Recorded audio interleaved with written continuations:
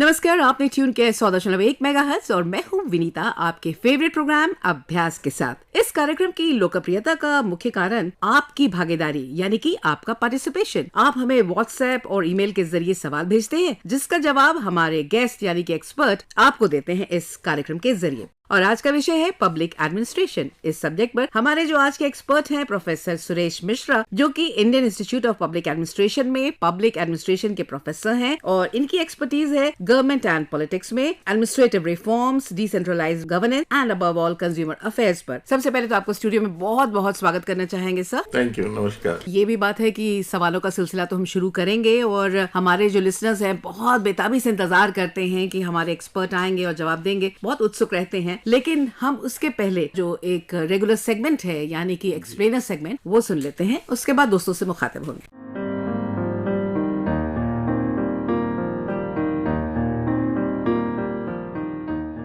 स्थानीय स्वशासन राजनीतिक व्यवस्था क्रम में बिल्कुल निचले सोपान तक सत्ता का हस्तांतरण है। ये एक प्रकार का लोकतांत्रिक विकेंद्रीकरण है। ये माना जाता है कि भारत गांव में बसता है, इसलिए भारत के संदर्भ में वास्तविक लोकतंत्र जो सतत सुचारू रह सके और प्रभावी ढंग से कार्य कर सके, ग्राम स्तर पर स्थापित लोकतंत्र है। पंचायती राज की संस्था उतनी ही पुरानी है जितनी प्राचीन स्वयं भारतीय सभ्यता है। प्राचीन काल से ही स्थानीय प्रशासन की ये व्यवस्था हमारे देश में मौजूद रही है।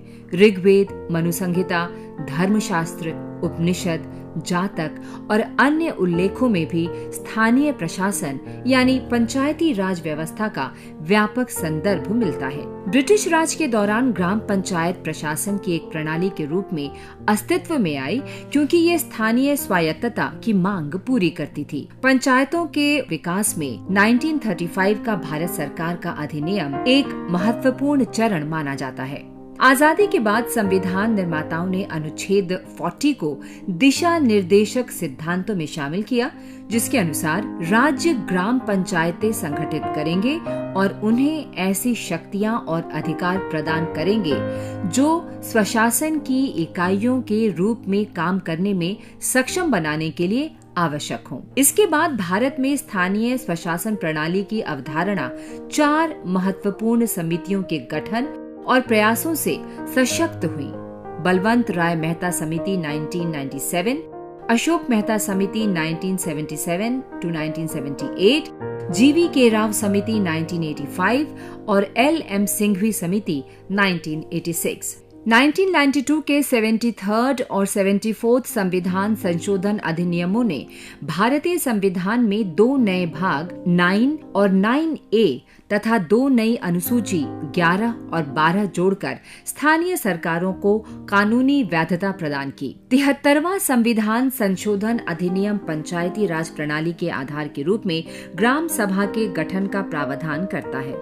पंचायत क्षेत्र के सभी पंजीकृत मतदाताओं को शामिल कर ग्राम सभा का गठन किया जाता है। दूसरी तरफ नगर पालिकाएं शहरी स्थानीय स्वशासन का प्रतिनिधित्व करती हैं। अनुसूचित जाति और जनजाति के लिए उनकी जनसंख्या के अनुपात में सीटें आरक्षित होती हैं। सभी निर्वाचन क्षेत्रों में कुल मिलाकर 1/3 सीटें महिलाओं के लिए आरक्षित हैं। ये अधिनियम स्थानीय निकायों के चुनाव संबंधी किसी भी मामले में अदालतों का हस्तक्षेप भी प्रतिबंधित करते हैं।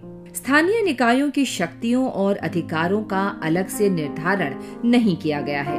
राज्य सरकारें अपने राज्य की स्थिति और जरूरतों के हिसाब से इसका निर्धारण कर सकती हैं। सामान्य रूप से राज्य सरकारें पंचायतों और नगर पालिकाओं को शक्तियां सौंप सकती हैं, जो उन्हें आर्थिक विकास और सामाजिक न्याय की योजनाएं बनाने के लिए सक्षम बनाती हैं। उन्हें कर लगाने, संग्रह करने और तर्क संगत बनाने के लिए भी अधिकृत किया जा सकता है। कुल मिलाकर कहा जाए तो स्थानीय प्रशासन में बदलाव लाने के उद्देश्य से देश में लागू की गई सर्वाधिक नवाचारी प्रक्रियाओं में एक है। सरकार और प्रशासन को बिल्कुल जमीनी स्तर पर रह रहे लोगों के हाथों में देना निश्चित रूप से एक सराहनीय कदम है। आज समय की जरूरत है पारदर्शिता और विश्वसनीयता के साथ उन्हें और अधिक वित्तीय स्वायत्तता प्रदान करना।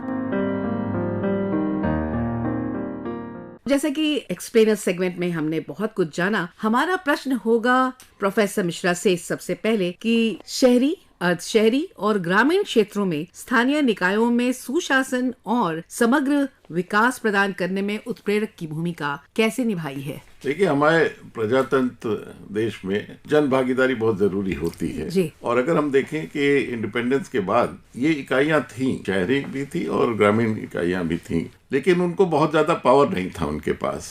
और ये एक ऐतिहासिक कदम उठाया गया 1992 में, जो 73rd और 74th amendment constitutional amendment act आया था। 73rd पंचायतों से डील करता है और 74th अर्बन से। जी। ये दोनों अमेंडमेंट जो है, सत्ता जो है ग्रामीण में रहने वाले लोगों को और शहर में रहने वाले दोनों निकायों को दिया। ग्रामीण में उन्होंने जो है 3 स्तरीय पंचायत बना दिया, जो जिला परिषद, ब्लॉक पंचायत और ग्राम पंचायत थी, और ग्राम सभा बनाया जो भागीदारी के लिए था। उसी तरह आप शहर में देखेंगे, शहर में भी 3 स्तरीय संस्थाएं बनाई गई थी, म्युनिसिपल कॉर्पोरेशन, म्युनिसिपैलिटीज और टाउन पंचायत बनाए गए थे। और इनको जो है सत्ता जो है इनके हाथ में दे दिया गया था, जहां पर लोग खुद इलेक्ट होंगे, डायरेक्टली इलेक्ट होते हैं, इनडायरेक्ट इलेक्शन होता है, बैठ के उनको क्या चाहिए नियम कानून के हिसाब से वो प्लान बनाते थे। पहले होता था कि राज्य सरकार प्लान बनाती थी, राज्य सरकार की ब्यूरोक्रेसी एग्जीक्यूट करती थी और वहां के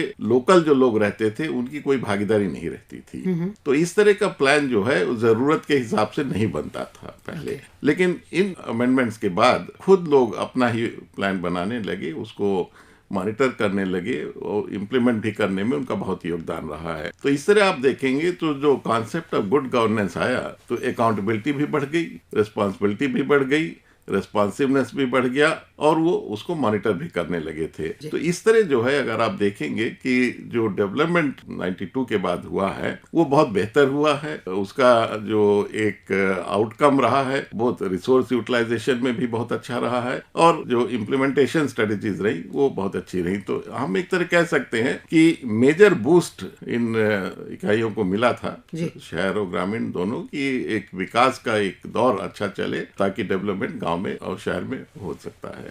बहुत खूब। और अब हम रुख करते हैं परीक्षार्थियों के भेजे सवालों की ओर। तो पहला सवाल है कौमुदी। My name is Komudi from Himachal Pradesh and my question is, what do you mean by public administration? How it is useful in people's life and impact of their life? देखिए, लोक प्रशासन को हम 2 भाग में कर दें, एक लोक और एक प्रशासन। अच्छा। अब पहले हम समझ लें कि प्रशासन क्या है। प्रशासन जो है रोजमर्रा की जो समाज चलता है, जो सरकारें चलती हैं, जो चलाते हैं वो प्रशासन में आते हैं, जिसको हम इंग्लिश में एडमिनिस्ट्रेशन कहते हैं। पॉलिसी वगैरह जो होती है उसको इम्प्लीमेंट करने के लिए प्रशासन ही काम आता है, प्रशासन ही पॉलिसी इंप्लीमेंट करता है। जो प्रशासन लोक हित में काम करता है उसको हम लोक प्रशासन कहते हैं। कोई भी ऐसा समाज नहीं है जहां पे लोक प्रशासन नहीं था। अगर हम पुरानी अर्थव्यवस्था देख लें, व्यवस्था को देख लें, कौटिल्य के टाइम से भी आप देखें, प्रशासन लोक प्रशासन रहा है हमेशा। जो है कोई भी प्रशासन होता है उसका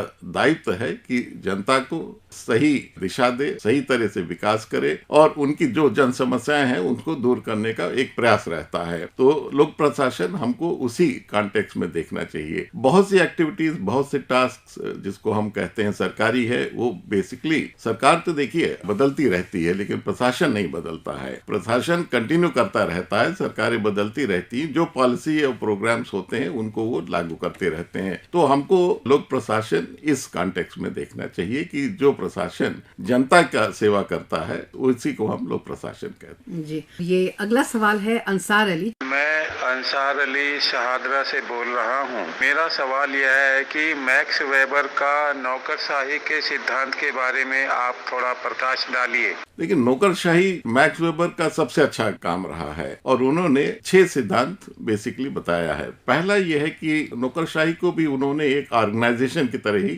माना था। तो पहला उन्होंने कहा ये डिवीजन ऑफ लेबर पर बेस्ड होता है।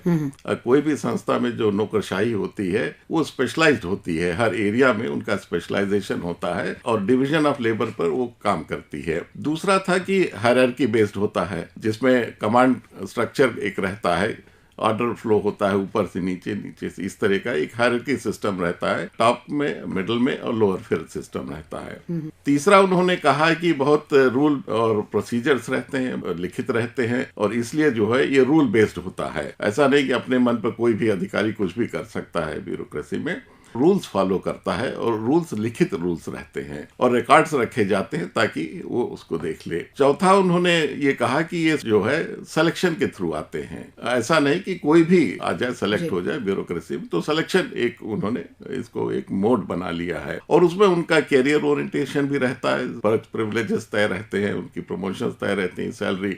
तो ये बेसिक जो मैक्स वेबर का सिद्धांत था, जो वो खुद मानते थे कि ब्यूरोक्रेसी एक ऑर्गेनाइजेशन है, उसमें ये 5-6 प्रिंसिपल्स लागू होते हैं। अगला सवाल संचिता माथुर। नमस्कार, मैं संचिता माथुर नोएडा से। मेरा प्रश्न है, नीति आयोग भारत में सहकारी संघवाद की भावना को कैसे बढ़ावा देता है? देखिए, नीति आयोग जो है वो प्लानिंग कमीशन को रिप्लेस किया है। अब जो है नीति आयोग है। नीति आयोग कोऑपरेटिव फेडरलिज्म में बहुत बड़ा योगदान है। ये मान के चलता है कि राज्य जब तक मजबूत नहीं होंगे, संघ नहीं मजबूत होगा। तो बेसिक प्रेमिसेस जो है फाउंडेशन नीति आयोग का है कि राज्य को मजबूत करना है, और ये एक टीम है जिसको प्रधानमंत्री ने कहा है कि टीम इंडिया। तो 2 हब हैं, एक टीम इंडिया हब है और उसका मानना है कि हम राज्य और केंद्र जो है एक साथ में मिलके उनको काम करेंगे तभी विकास होगा। दूसरा उन्होंने कहा एक नॉलेज और इनोवेशन हब है, जो बहुत सी जो कार्रवाई होती है, प्लानिंग है, जो बहुत नए नए तरीके के प्रयोग होते हैं, इनका सबका वो अध्ययन करते हैं। तो कोऑपरेटिव फेडरलिज्म में ये है कि एक तरह पहले होता था कि प्लानिंग कमीशन स्टेट्स को जो है एलोकेशन करता था, अब एलोकेशन नहीं होता है। अब सेंटर और स्टेट्स मिलके तय करते हैं कि क्या करना है, कैसे उसको ले जाना है, और अगर जो नए मॉडल्स आए हैं उसको वो शेयर करती है। तो इस तरह जो है इसमें फाउंडेशन ये है कि states have to be empowered. अगर स्टेट्स मजबूत नहीं होंगी तो राष्ट्र नहीं मजबूत होगा। ये फाउंडेशन है, और इसीलिए हम अब कहते हैं कोऑपरेटिव फेडरलिज्म। पहले हम फेडरलिज्म में कहते थे कि सेंटर है, स्टेट है। कोऑपरेटिव में दोनों मिलके चलेंगे साथ में। ये तो बहुत सारे सवाल हम लोगों ने ले लिए, लेकिन अभी आगे भी बहुत सारे सवाल हैं, लंबी फहरिस्त है। लेकिन डिस्ट्रेस करने के लिए हमारे लिसनर्स जो हैं, खासकर हमारे जो परीक्षार्थी एग्जामिनीज हैं, उन्हें म्यूजिक का सहारा लेना पड़ता है। तो हम चाहेंगे कि आपकी पसंद का एक गाना मोटिवेशनल कुछ सुनवाएं अपने दोस्तों को। जी, कौन सा गाना होगा? मैंने तेरे लिए। आइए सुनते हैं इस गाने को। मैंने तेरे लिए ही 7 रंग के सपने चुने, सपने सुरीले सपने। मैंने तेरे लिए ही 7 रंग के सपने चुने, सपने सुरीले सपने। कुछ हंसते कुछ गम के, तेरी आंखों के साए चुराए रसीली यादों ने। ओ मैंने तेरे लिए ही 7 रंग के सपने चुने, सपने सुरीले सपने।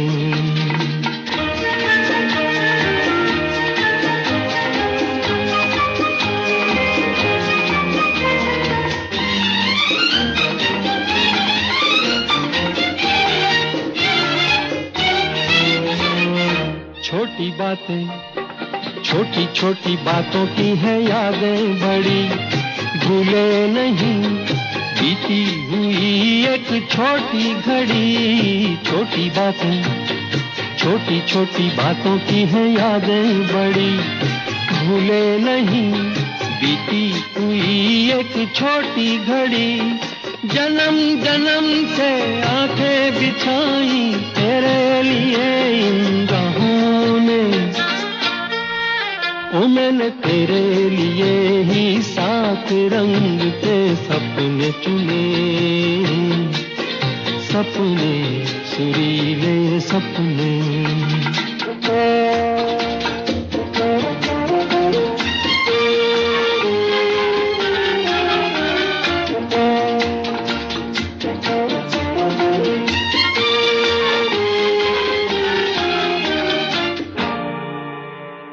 वेलकम बैक फ्रेंड्स, बातें चल रही है कार्यक्रम अभ्यास में और हमने जो अभी गीत सुना मुकेश की आवाज में ऋषिकेश मुखर्जी की ये ऑल टाइम ग्रेट फिल्म आनंद से हमने इसका आनंद उठाया इनफैक्ट। और अब फिर सवालों का सिलसिला शुरू होगा।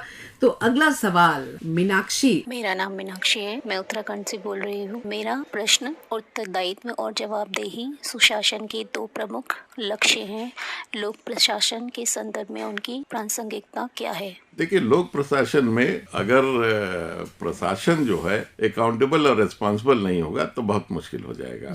इसीलिए एक नियम कानून बनाए गए हैं कि उसी दायरे में ये काम करते हैं। और ये भी है कि अगर वो दायरा के बाहर जाते हैं तो उनको दंडित करने का भी एक है। तो कोई भी अधिकारी है वो अकाउंटेबल होना चाहिए। अकाउंटेबिलिटी किसके प्रति है? संविधान के प्रति है, कानून के प्रति है, रेगुलेशंस के प्रति है। और इसलिए कोई भी लोक प्रशासन होगा, अगर रिस्पॉन्सिबिलिटी और अकाउंटेबिलिटी नहीं फिक्स होगी तब तो एनार्की हो जाएगी। कोई भी अधिकारी अपने मन के हिसाब से कर लेगा। और रिस्पॉन्सिबिलिटी तो जनता के प्रति है अल्टीमेटली, अगर आप देखते हैं तो ये दोनों चीज, क्योंकि डेमोक्रेसी है जो be the people for the people वाला है, तो इसलिए जो है इसको मजबूत करने की हमेशा जरूरत रहती है। और इसके पालन के लिए बहुत से नियम बने हैं कि एक अधिकारी है, एक जो प्रशासन है वो बढ़िया लोग प्रशासन चलाने के लिए अकाउंटेबल भी होना चाहिए और रिस्पॉन्सिबल भी होना चाहिए कि जो दायित्व उसको दिया गया है उसको सही रूप से वो निभाए। और अगर नहीं निभाता है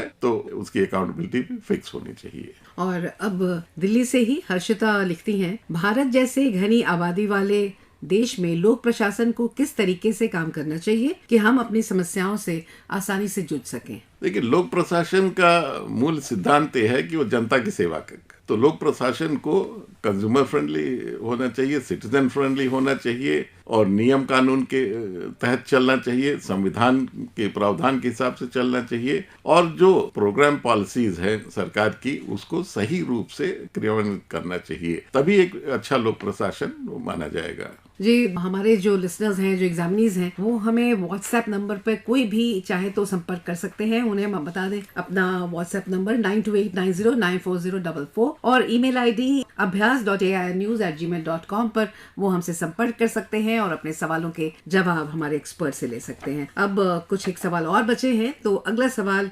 Ashutosh Gupta. Namaskar, my name is Ashutosh Gupta. I am from Sahaganj, Uttar Pradesh. My question is government running any program to instill ethical and moral values in public servant and also to make them more compassionate towards people? Thank you. देखिए, public service delivery system जो है पिछले कुछ सालों में बहुत बेहतर हुआ है। इसके कई कारण हैं। एक तो पब्लिक सर्विस डिलीवरी एक्ट कई राज्यों में आ गया है, जिसके तहत वो निर्धारित है कि सर्विसेज कौन कौन सी मिलेंगी, कितने समय में मिलेगी और नहीं मिलती हैं तो क्या किया जाएगा। दूसरा है सिटीजन चार्टर इंट्रोड्यूस हो गया है जो स्टैंडर्ड्स फिक्स करता है सर्विसेज। और तीसरा है डिजिटल यूज हो रहा है, टेक्नोलॉजी का यूज हो रहा है, तो सर्विस जो है सही व्यक्ति को पहुंच रही है। पहले ये एक बड़ी समस्या थी कि मान लीजिए राशन कार्ड किसी का रहता था तो किसी और को जो है राशन वितरण होता था लेकिन उसको नहीं मिलता था। जी, अब बहुत ट्रांसपेरेंसी हो गई है। स्पेशली अगर आप राशन कार्ड में देखें, वन नेशन वन कार्ड हो गया है, कहीं भी ले सकता है। तो जो एक पिलफ्रेज होता था सर्विसेज का वो अब काफी कम हो गया है। तो सरकार जो है नए तकनीकी ला रही है, उससे सर्विस डिलीवरी बहुत अच्छी होती जा रही है। और चौथा है कंप्लेंट रिड्रेसल का भी एक माध्यम बहुत अच्छा बना दिया गया है। अगर आपको कोई शिकायत हो तो सब डिजिटल से ही आप सॉल्व करते हैं, किसी अधिकारी के पास जाना नहीं, ना तो किसी संस्था में जाना है आपको। बहुत खूब। और अब अगला सवाल है सोनिया का। मैं सोनिया सांगली महाराष्ट्र से और मेरा सवाल यह है, भारत में शहरी स्थानीय सरकार अर्बन लोकल गवर्नमेंट कितनी प्रभावी है? जैसे मैंने पहले कहा आपको, शहरी इलाके में जो इकाइयां हैं, जो म्यूनसिपैलिटीज हैं, म्यूनसिपल कॉर्पोरेशंस हैं, टाउन पंचायत है, इनको करीब 18 ऐसे फंक्शंस हैं जो डिवॉल्व कर दिया गया है 74th कॉन्स्टिट्यूशनल अमेंडमेंट के तहत। और अब क्योंकि चुनी हुई है और इनको आगे भी इलेक्शन लड़ना रहता है, तो इसलिए अब इनको काम करना जरूरी अनिवार्य हो गया है, क्योंकि ये सब चुने हुए प्रतिनिधि हैं, वहीं के रहने वाले हैं, लोकल समस्या से से ये परिचित रहते हैं और लोकल रिसोर्सेज, लोकल मटेरियल को भी ये यूज करते हैं। तो इसलिए जो है आजकल आप देखें जैसे वेस्ट मैनेजमेंट बहुत बड़ा एक इशू है। शहर को साफ रखना ये म्युनिसिपैलिटीज और शहर की इकाइयों का बहुत बड़ा दायित्व है। तो चाहे सॉलिड वेस्ट हो चाहे लिक्विड वेस्ट हो, तो एक अहम भूमिका बना रही, प्लानिंग में कर रही, योजनाएं जो बनाती हैं लोकल के हिसाब से वार्ड्स के लेवल पर। सो एक पहले जो राज्य सरकार करती थी और बहुत पहुंच नहीं रहती थी, ये लोकल एरिया में, लोकल क्षेत्र में ये बहुत अच्छा काम अब करने लगे हैं, क्योंकि अब ये एम्पावर्ड है, फंड्स इनके पास आने लगा है। फाइनेंस कमीशन स्टेट का होता है, वो इनको फंड्स भी कितना आवंटन होना है, तो एक जो पहले की समस्या होती थी अब नहीं है। जी, कुछ सवाल हम आगे भी लेंगे, लेकिन ये सवाल इसी सेगमेंट में पूछते हैं कि राहुल देव हैं ये। नमस्कार, मेरा नाम राहुल देव है, मैं बाड़मेर राजस्थान से बोल रहा हूँ। मेरा प्रश्न है, प्रशासन में जन भागीदारी कैसे बढ़ाएं? देखिए, डेमोक्रेसी में बहुत माध्यम है जनता की भागीदारी के लिए। सबसे बड़ा तो ये है कि इलेक्शन होता है, यही एक बहुत बड़ा माध्यम होता है। लेकिन अगर आप प्रशासन में देखते हैं तो बहुत सी जगह जो है, जो कोई नया कानून बनता है तब भी ये देखा गया है कि सरकार जो है कानून को डिस्कशन के लिए एक पार्लियामेंट्री कमेटी जो बनती है वो इनकी तरफ से इनके विचार लेती है। तो एक तो वो माध्यम है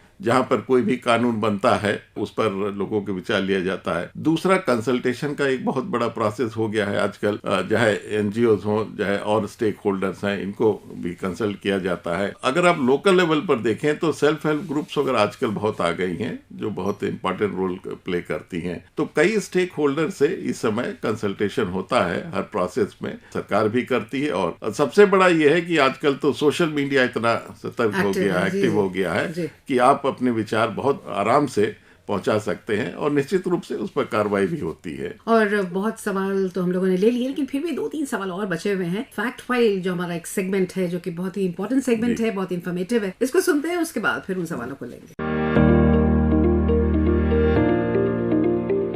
बसवन्ना 12वीं शताब्दी के समाज सुधारक थे, जिन्होंने कर्नाटक में वीराशैव आंदोलन की शुरुआत की। बसवन्ना आरंभ में एक जैन थे और चालुक्य नरेश के दरबार में मंत्री थे। अमीर खुसरो एक महान कवि, संगीतकार और शेख निजामुद्दीन औलिया के शिष्य थे। अमीर खुसरो ने कव्वाली के आरंभ और अंत में गाए जाने वाले स्तुति पद कौल की शुरुआत की। राजस्थान के पर्वतीय किले यूनेस्को के विश्व धरोहर स्थल में शामिल है। इन पर्वतीय किलों में 6 भव्य किले शामिल हैं: चित्तौड़गढ़, कुंभगढ़, सवाई माधोपुर, झालावाड़, जयपुर और जैसलमेर का किला। जिक्र, समा, रक्स, सिलसिला और तरीका ये सभी सूफीवाद के अंग हैं। अलवर और नैनार दक्षिण भारत में प्राचीनतम भक्ति आंदोलन के प्रणेताओं में थे। गुरु अर्जन देव ने आदि संग्रह साहिब में गुरु नानक के पदों, गुरबानी के साथ उनके परवर्ती 4 गुरुओं तथा अन्य संत कवियों बाबा फरीद, रविदास और कबीर के पदों को भी संकलित किया। 15वीं शताब्दी के अंत में शंकर देव असम में वैष्णववाद के अग्रणी प्रवर्तक के रूप में उभरे। इस इन्फॉर्मेटिव सेगमेंट के बाद दोस्तों हम फिर हाजिर हैं। हमारे साथ हैं प्रोफेसर सुरेश मिश्रा और साथ में आपके कुछ सवाल। तो हम चाहेंगे कि जिन लोगों ने पार्टिसिपेट नहीं किया अब तक वो हमें व्हाट्सएप करें, और व्हाट्सएप नंबर 9289094044 और ईमेल करें abhyas.airnews@gmail.com पर और सवाल पूछें, अपने क्वेरीज हमें जरूर भेजें। अब जो कुछ एक सवाल बचे हैं उनको हम लेते हैं। ये जो सवाल है वो भेजा है अनूप प्रजापति। मेरा नाम अनूप प्रजापति, मैं उत्तर प्रदेश आजमगढ़ जिले से हूँ। मेरा प्रश्न ये है कि चाहे अकाल हो, बाढ़ हो, युद्ध हो, मलेरिया की रोकथाम करने की समस्या हो अथवा अज्ञान, शोषण, असमानता या भ्रष्टाचार को मिटाने का प्रश्न हो, प्रशासन की सहायता के बिना अधिक कुछ नहीं किया जा सकता। स्थिति यह है कि प्रशासन के अभाव में हमारा अपना जीवन मृत्यु के समान भयावह और टूटे तारे के समान असहाय लगता है। मेरा प्रश्न यह है कि समाचार में रोज इन तमाम घटनाएं होती रहती हैं, इसे सुलझाने के लिए अभी भी क्या क्या कदम उठाने की जरूरत है? जब कोई घटना होती है, वो रिपोर्ट जो आती है तो उस पर संज्ञान लिया जाता है। मान लीजिए लॉ एंड ऑर्डर की प्रॉब्लम रहती है या कोई मर्डर का रहता है जी, तब वो पुलिस उस पर, ऐसा नहीं कि जो रिपोर्ट्स आती हैं उस पर कोई कार्रवाई नहीं होती। बहुत से सर्विस डिलीवरी की समस्याएं होती हैं, उस पर निश्चित वो डिपार्टमेंट्स एक्ट करते हैं। जो पेपर में आता है वो एक तरह अच्छा है, प्रशासन को अकाउंटेबल और रिस्पॉन्सिव बनाने के लिए एक मीडिया बहुत अच्छा रोल प्ले करती है। और निश्चित रूप से जिस विभाग से संबंधित वो घटना रहती है वो विभाग उस पर कार्रवाई करता है। बहुत ज्यादा निराश नहीं होना चाहिए, सिस्टम चल रहा है। अगर कोई और प्रॉब्लम हो तो इनको भी शिकायत करने में शर्माना नहीं चाहिए नागरिक के नाते। जी बहुत बहुत धन्यवाद। अब मेरे पास एक सवाल और आ गया, वो है सरोज सिन्हा मुंगेर बिहार से। वो पूछना चाहते हैं कि सैनिक प्रशासन और सिविल प्रशासन में क्या क्या सिमिलैरिटीज हैं? दोनों में मानता हूँ कि अलग है, लेकिन दोनों सरकार के अंतर्गत ही आते हैं। क्योंकि सिविल प्रशासन जो है वो सिविल सिस्टम से काम करता है, वो जो साधारण जनजीवन है उसको देखता है। और मिलिट्री प्रशासन जो है वो तो देश की सुरक्षा के लिए है और आंतरिक सुरक्षा में बहुत कम इस्तेमाल किया जाता है। उसके लिए हमारी पुलिस है, उसको भी हम नॉर्मली सिविल पुलिस ही मानते हैं। तो इन दोनों में अंतर ये है, इनका कार्य अलग है, लेकिन कभी कभी मिलिट्री प्रशासन भी लॉ एंड ऑर्डर के लिए इस्तेमाल किया जाता है, बट दोनों सरकार के हिस्से हैं जी। और ये लास्ट क्वेश्चन इस सेगमेंट का वो है नीरजा मनी गुंडी आंध्र प्रदेश से। वो पूछती है, what is public administration all about? Is taking public administration as the optional in mains UPSC is good or not? A very important question. Public administration is what government does and what it does not. It's all under public administration. Yeah. As I said earlier also, public administration covers a lot of things and it covers everybody's life. Whether they should take, then I can only say that if she has not decided her optionals, then it's a good optional to decide public administration. She can go for it. Yeah. It's very good. Scoring, the syllabus is much lesser and there's a lot of interlapping between paper 1, paper 2 and GS. That's the advantage with public administration. और अब दोस्तों हम आपको जानकारी दे दें आने वाले कुछ एग्जाम्स की। RBI सहायक मुख्य परीक्षा मेंस 8 मई को ऑनलाइन होगी। SSC बहुकार्यण गैर तकनीकी कर्मी मल्टीटास्किंग नॉन टेक्निकल स्टाफ परीक्षा 2020 पेपर 2 का संचालन 8 मई को करेगा। रेलवे भर्ती बोर्ड RRB NTPC गैर तकनीकी लोकप्रिय श्रेणियों का दूसरा चरण 9 और 10 मई को संचालित करेगा। SSC संयुक्त उच्चतर माध्यमिक स्तर परीक्षा 2021 की श्रेणी 1 परीक्षा 26 मई से 10 जून तक संचालित होगी। कार्यक्रम लगभग अंतिम पड़ाव पे आ गया है प्रोफेसर मिश्रा, और परीक्षार्थियों ने इतने सवाल आपसे पूछे, आपने सारे सवालों के जवाब दिए, लेकिन अब वक्त होता है कि आप हमें यानी हमारे लिसनर्स को एक सवाल पूछें। लेकिन उसके पहले मैं उस श्रोता का नाम अपने कार्यक्रम में बताना चाहूंगी जो सोशियोलॉजी यानी कि जो पिछले बार जो हमारा अंक था सोशियोलॉजी का, उस पर जिसने सही जवाब दिए हैं, सही समय पर दिया है, वो है अमित चौरसिया, संत कबीर नगर यूपी से। और अब आज का सवाल एक्सपर्ट से। मैं ये पूछूंगा कि 74th अमेंडमेंट किस साल में किया गया था? 74th अमेंडमेंट कॉन्स्टिट्यूशन का किस साल में पारित किया गया था? तो फिर हमें जल्द से जल्द आप इस सवाल का जवाब भेजें, और इस सवाल का जवाब आपको पता है 10 मई तक आपको भेज देना है। हमारा व्हाट्सएप नंबर है 9289094044 और ईमेल आईडी abhyas.airnews@gmail.com। अपना अभ्यास रखे जारी, तभी आप एक्सेल करेंगे अपने मुकाम को हासिल करने में। शुभकामनाओं के साथ मैं विनीता अपने एक्सपर्ट प्रोफेसर सुरेश मिश्रा के साथ आपसे लूंगी इजाजत। और प्रोफेसर साहब, आपका यहाँ आने का, हमसे बातें करने का बहुत बहुत धन्यवाद। आपको भी बहुत बहुत धन्यवाद, बहुत अच्छा लगा। और इस वादे के साथ कि अगले शनिवार रात्रि 9:30 बजे हम फिर हाजिर होंगे। मुझे दें इजाजत, नमस्कार, शुभ रात्रि।